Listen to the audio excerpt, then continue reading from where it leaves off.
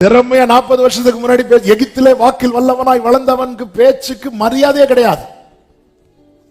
ஆனால் கர்த்தரால் மந்தனா உள்ளவனாய் மாறினவன் பேசினா சூரியன் கூட காணாம போயிரும். பார்வோன்லாம் இருக்க முடியாது. சில நேரத்தில் நமக்கு தோணும், ஆண்டவரே என்ன மட்டும் இப்படி வச்சிருந்தீங்க. நாம் தாவீது கேட்டால எனக்கு மட்டும் 2 சிறகு இருந்திருந்தா, சிறகு இருந்தா வேடம் என்னைக்கு அடிச்சு கொண்டு கறி வச்சிருப்பான். நம்மெல்லாம் கேட்கறது கேள்வி, எனக்கு மட்டும் ஆண்டவர் தெரியும், நான் தான் இப்படியே வச்சிருக்கிறேன். ஹல்லேலூயா. யாக்கோபை பூச்சியாக்கி தான் கையை பிடிச்சார். ஆமே.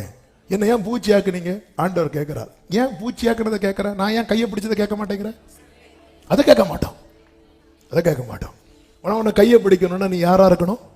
பூச்சியா இருக்கணும். இல்லை நீ என்னையே ஏமாத்துவ. ஆமே. எனக்கே கூட தருவேன். ஆமே.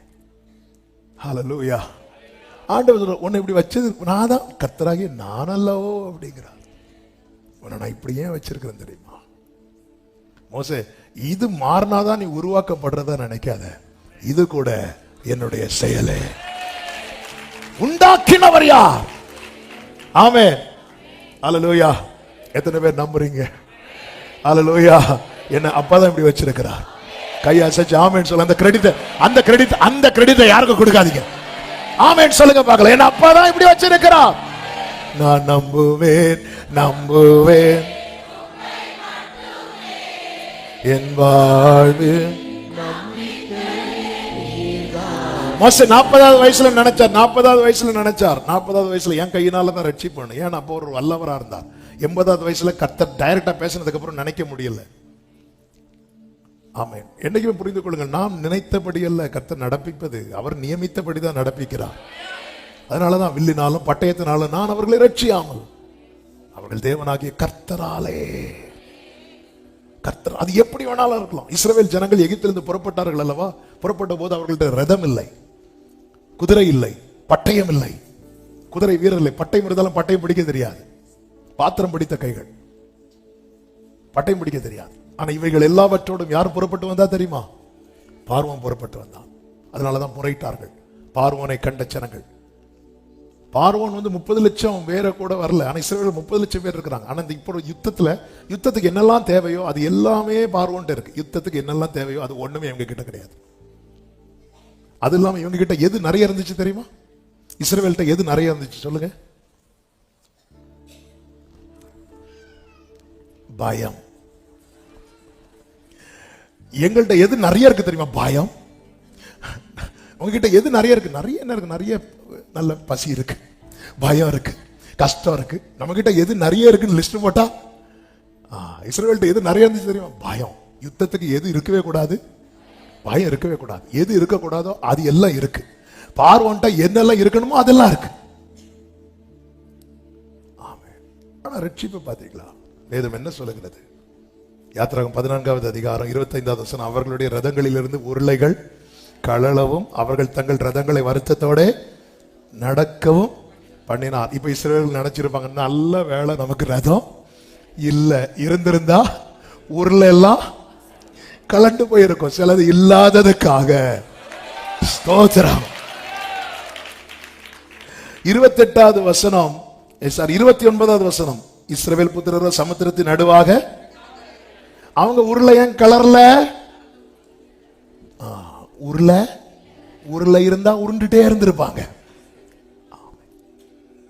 சில காரியம் ஆண்டவரை எனக்கு மட்டும் அது இருந்திருந்தா நீ எங்க உருண்டிருப்பேன்னு தெரியாது. ஹல்லேலூயா. நான் இரக்கம் செய்வேன். நான் கூட இருக்கிறேனா?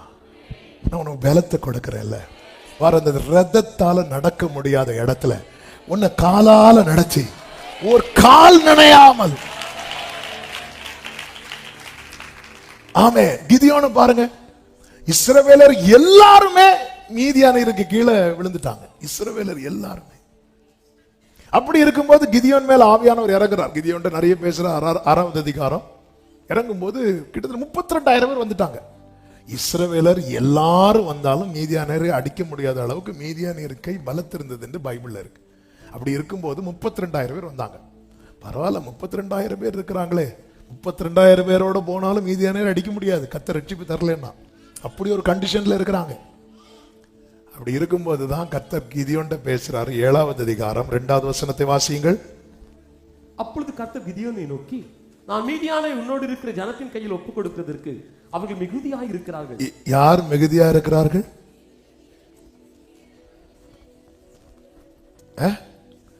இஸ்ரவேலரும் இல்ல, இவன் கூட ஒரு 32,000 பேரை கூட்டிட்டு வந்தான்ல. நம்ம சில நேரத்தில் ஆண்டவரே இதை வச்சு என்ன பண்ண முடியும்னு கேட்டாங்க சீஷர்கள். ஆண்டவர் அதை வச்சு 12 கூடை நிறைய மீதி எடுக்க வைத்தார். இதுதான் ஆண்டவர். இதை வச்சு என்ன பண்ண முடியும்? இந்த 32,000 வச்சே ஒண்ணும் பண்ண முடியாது. ஆனா ஆண்டவர் சொல்றாரு இது ரொம்ப ஜாஸ்தி அப்படிங்கிறார். ஆண்டவரே நான் உங்ககிட்ட அடையாளம் மட்டும்தான் கேட்டேன். இந்த தோல் இந்த பனி விழணும், பனி விழக்கூடாது, அந்த டீல் முடிஞ்சு. அதுக்கப்புறம் வேற இதுல மட்டும் கை வச்சிடாதீங்க ஆண்டவரே, இது ரொம்ப ஜாஸ்தியா இருக்கு அப்படிங்கிறார். ஏன் ஜாஸ்தியா இருக்கும்? என் கை என்னை ரட்சித்தது என்று இஸ்ரவேல் எனக்கு விரோதமாக வீம்பு பேசுவதற்கு இடமாகும். அதனாலதான் தேவ பிள்ளைகள் புரிந்து கொள்ளணும், ஆண்டவர் ஏதாவது செய்யணும்னா அவர் இறக்கம் வைக்கணும். பரவாயில்ல, நாங்க 32,000 பேர் போனோம், அட்டாக் பண்ணிட்டோம் இல்ல. அடுத்த ஆண்டவர் ஒரு டெஸ்ட் வைக்கிறார். டெஸ்ட் வைத்து கடைசியில் எத்தனை பேர் மீதி வந்தாங்க தெரியுமா? 300 பேர். ஆண்டவருக்கு இன்னொரு டெஸ்ட் வைக்கணும்னு ஆசை உண்டு. ஆனா அதோட கிதியோனை தூக்கிட்டு போனோம். அடுத்த போதும் 300 பேரு போதும். அந்த 300 பேரை கொண்டு போய் அவங்க என்னெல்லாம் எடுத்துட்டு போனாங்க? பானை, தீவட்டி. ஒரு கையில என்ன இருக்கு, இன்னொரு கையில. யுத்தத்துக்கு பானையும் தீவட்டியும் கொண்டு போன என்ன நடக்கும்? நமக்கு பானை உடைக்கப்படும். அதான் நடக்கும். பானை தீவட்டியும் எடுத்துட்டு ஒருத்தன் போறானாலே அவன் எதுக்கு போறான்னு அர்த்தம்? அடக்கத்துக்கு போறான்னு அர்த்தம். எங்க பட்டயம் இருக்கு? பட்டயம். ஒரு கையில தீவட்டி, இன்னொரு கையில பானை. நேரம் போறாங்க மீதியான பாளையத்தில் போய். ஐயா, வரத பார்த்தா அப்படிதான் இருக்கும். அதுவும் பானையும் உடைக்க சொல்லிட்டாரு. பானையும் உடைச்சிரு. கிதியோன் சொல்ற, இப்ப சொல்லுங்க கர்த்தரின் பட்டயம், கிதியோனின் பட்டயம் சொல்லுங்க. அப்ப இப்ப பட்டயம் எங்க இருக்கு? வாயில இருக்கு. அத நம்பிக்கை அறிக்கை இடுகிறதுல அசைவில்லாமல் உறுதியா இருக்க கடவும். அதான் உன்னை புதிதும் கூர்மையுமான பற்கள் உள்ள, அது எலும்ப கடிக்கிறதுக்கு மட்டும் இல்ல. நீ மலைகளை பெயர்த்து, சிலர்லாம் பார்த்தா தெரியும், பெயர்த்து யுத்த களமே நடந்திருக்கும். இத அப்படியே இந்த வசனத்தை நீங்க புதிய ஏற்பாட்டில் இணைத்து பார்த்தீங்கன்னா இயேசு சொல்லுவார், இந்த மலையை பார்த்து நீ பெயர்ந்து போன்னு சொன்னா அது பெயர்ந்து போகும். ஆமென். கர்த்தர். இப்ப பாருங்க, நீ சொல் கர்த்தரின் பட்டயம். கர்த்தரின் பட்டயம் எது? அவருடைய வார்த்தை. அது அவருடைய வாயிலிருந்து புறப்படுகிறது. அது இருபுறமும் கருக்குள்ள பட்டயமாயிருக்கிறது. ஆமென் சொல்லுங்க பார்க்கலாம். ஹalleluya. எனவேதான் சங்கீதம் 44:2-3 வசனங்களில் சொல்லப்பட்டிருக்கிறது, தேவரீர் உம்முடைய கையினாலே ஜாதிகளை துரத்தி இவர்களை நாட்டி ஜனங்களை துன்பப்படுத்தி இவர்களை பரவ பண்ணினீர். 3வது வசனம், அவர்கள் தங்கள் பட்டயத்தால் தேசத்தை கட்டிக்கொள்ளவில்லை, அவர்கள் புயமும் அவர்களை ரட்சிக்கவில்லை.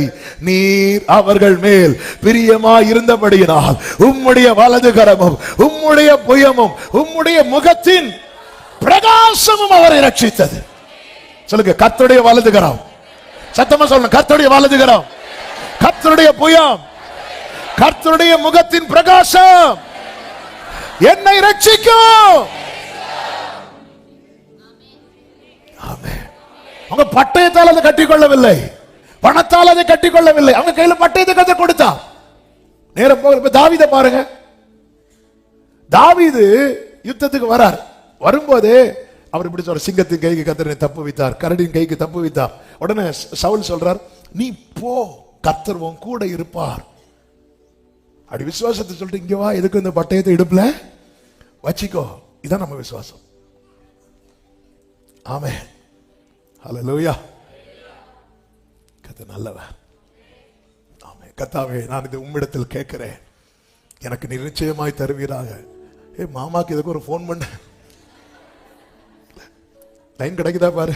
இந்த லைன் கிடைக்காததுனால இந்த லைனை ட்ரை பண்ணிட்டு இருக்கிறோம். ஆண்டவரேன்னு கேட்கும்போது பையன் சொல்லுவான், லைன் கிடைச்சிட்டு, ஆண்டவரே வெயிட் பண்ணுங்க. இதே மாதிரி தான் சவுல், நீ போ, கர்த்தர் உன் கூட இருக்கிறார், நில்லு நில்லு நில்லு, இதை கட்டிக்கோ.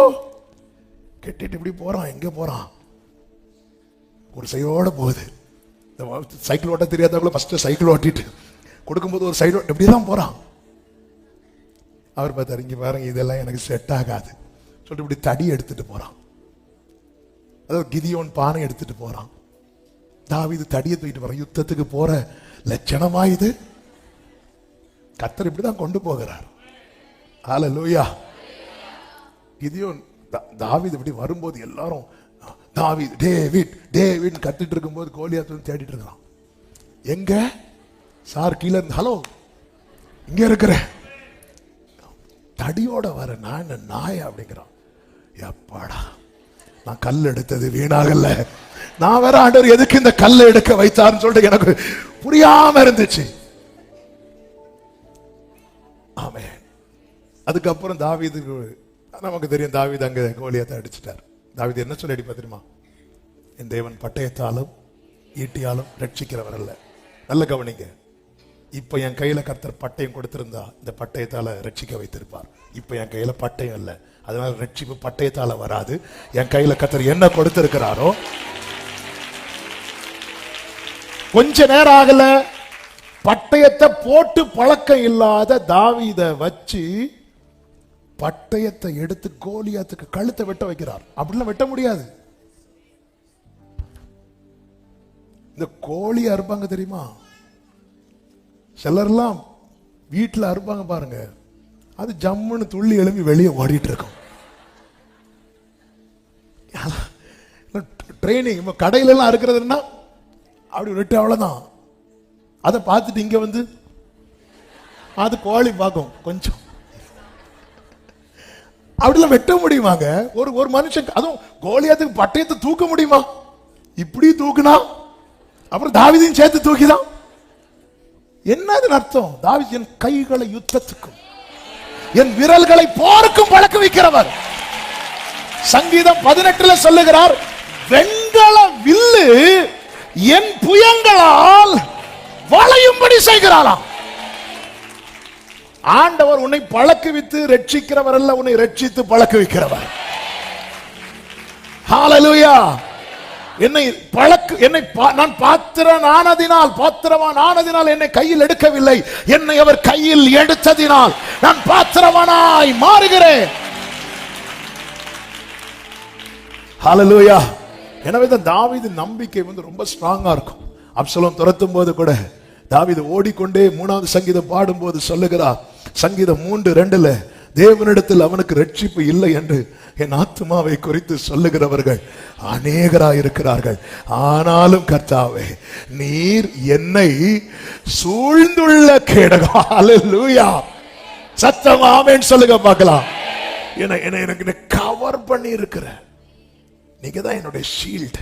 கேடகம் நீரே, மகிமையும் நீரே, தலை நிமிர செய்பவர் நீரே.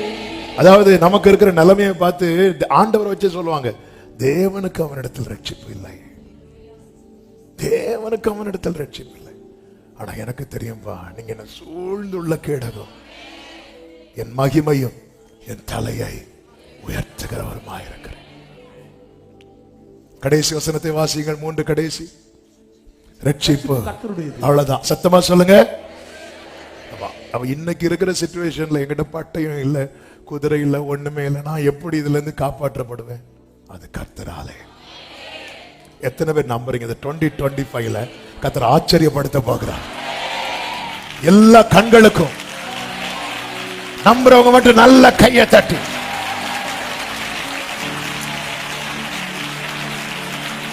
ஆமென் சொல்லுங்க பார்க்கலாம். இது தேவனுடைய கிருபை. கர்த்தர் தெரிந்தெடுத்திருக்கிறார். கர்த்தருடைய கிருபை. கர்த்தர் ஆண்டவரே, இதால நம்ம அப்படி இல்லை, நீ காற்றையும் காண மாட்டாய், மழை காணும், ஆனா தண்ணீர் வரும். அது வரும். மழையினால தண்ணி வரணும்னா மழையை தருவார். ஆனா மழை இல்லாட்டாலும் கர்த்தரால் தண்ணி தர முடியும். இது தேவனுடைய செயல். கர்த்தர் என் கூட இருக்கிறார். அதை மட்டும் நீங்க அவருடைய கிருபையை சார்ந்து இல்லைங்க, இரக்கத்துக்காய் நோக்கி பாருங்க. கர்த்தர் உங்களை ஆசீர்வதிப்பாராக.